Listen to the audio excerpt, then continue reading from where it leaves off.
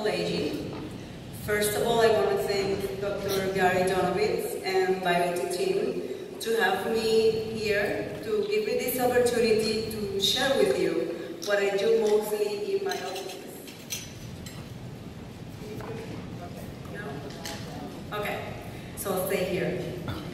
And what I do in my 2 clinics in Puerto Rico mostly is obesity and now hormones.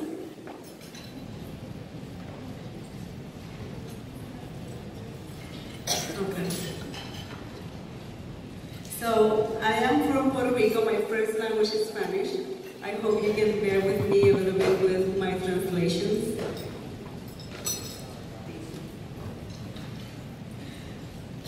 So I came over here because I want to bring you a new tool for your toolbox for your patients. And actually, I want to ask you how many of you have a good morning breakfast. How many of you have breakfast every morning? Put your hands up. Okay. How many of you have not had breakfast?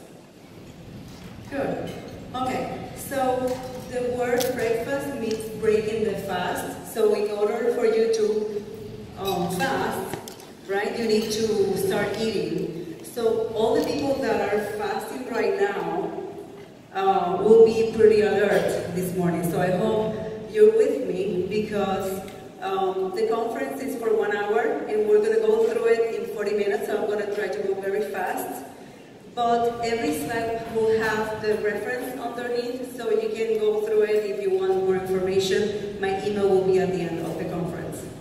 So like Pythagoras said, the great philosopher in mathematics, when there's absence of food, your mind will stay very, very sharp. So this will be my learning objective, learn about intermittent fasting effects on oxidative stress, autophagy, genes related to aging, how the insulin signals your body to enter either in a fat store mode or a fat burning mode, and also learn how the benefits of fasting for the brain, cognitive function, neurotrophic factor, growth hormone, stress resistance, balancing hormones, and decreased inflammation. So 20 years ago when I studied medicine, I remember nutrition was not really well covered, and I think all of you have experienced the same. So we didn't know how important was every nutrient that you put in your spoon, how it impacts your health. And for more than 30 years, we doctors, we told our patients, you cannot eat fat. Fat is bad. So when you get the meal, get a low fat. When you go to a restaurant, try not to eat fat. So we use low fat diet, low calorie diet because of demonization of fats. Dietary fat was linked to increased cholesterol, and we thought that it was the cause of heart disease. So we physicians start like putting away all the natural fats, and we started embracing carbohydrate diets. So in 1995, the Heart Association recommended us not to eat fat, to eat carbohydrates. And we started eating carbohydrates 6 times a day, and they will recommend sugary drinks like sodas and fruit punches and stuff like that. So the obesity epidemic continued growing. In 1995, I said the American Association recommended the carbohydrates, but look how it went up. Since 1990, 22% obesity, and now in 2017, numbers are 39.8%. So this Dr. Johnkin, he was one of the most famous that wrote a book in 1972 talking about how sugar is killing us. He believed that the main culprit of obesity and heart disease was sugar, not fat. So the obesity prevalence, you know, it's very high in U.S. All the states have more than 20%, which is very high. 30 to 35%, 22 states, and Puerto Rico and 1. And 45% in 7 states in the South and West Virginia. So obesity is the leading cause of preventable death in the world. 1 in 2 people will be obese by 2020. This crisis will not be stopped by a new medication. This crisis we need to address, and we doctors, we see our patients and they come to the office and we don't address the problem. In 2005, this study, Baker, they conclude that doctors, when you have in front of you a patient that is obese, you will spend less time. You will give him less information about their health risk, and there will be less intervention. But that says a lot about us, right? So we need to be a role model for our patients. We need to be in shape. We need to have a waist. In women, how much should be? Less than what? Less than 35? How about men? The waist? Less than 40. So if you don't know your waist, not today, because where you can go and enjoy food and drinks and everything, right?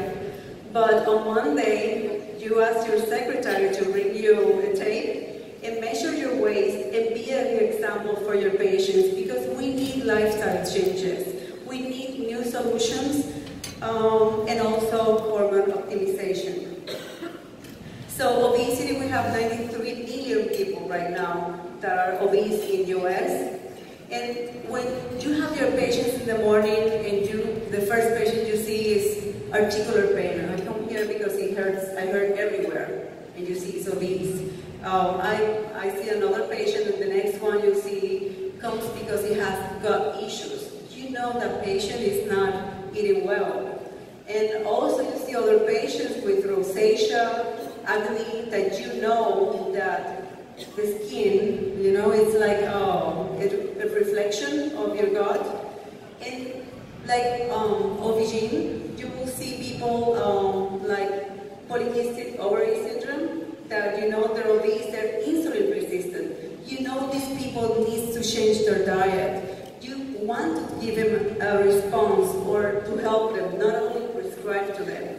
So when you talk about fasting, people are really skeptical about fasting. They don't like to fast. They think that it's not healthy to fast. So it's actually because they think it's starvation, but it's a different starvation from fasting in the control. A starvation is involuntary. Fasting, you do it because you want to get connected. For example, spiritual reasons. You can do it for your health, or you can do it even for political reasons. So the 3 most influential human beings in history have talked about fasting. They all agree that the most powerful natural healing solution ever, it is fasting. And the first one is Jesus Christ. We know through all the Bible there's fasting. He said Satan and his plague might be cast out only by fasting and prayers. Also, Muslims, the Prophet Muhammad, he said that fasting will bring us to the door of his palace. The Muslim, I don't know if you heard about the month of Ramadan. These people will fast from sun up to sundown, and they will not drink any liquids, they will not take any medications, they will not smoke, and incredibly, they have really low concentrations of biomarkers, like for example, CRP, interleukin-6, tumor necrosis factor alpha, and also it's found that they have very low glucose and LDL levels. So also the Buddhist monks, they do water fasting through the year. Hippocrates, all of you, you tell this to your patients. Food should be our medicine, and our medicine should be our food, but this is more important. To eat when you're sick is to feed your sickness. So you know when you're sick, you don't feel like eating. Your body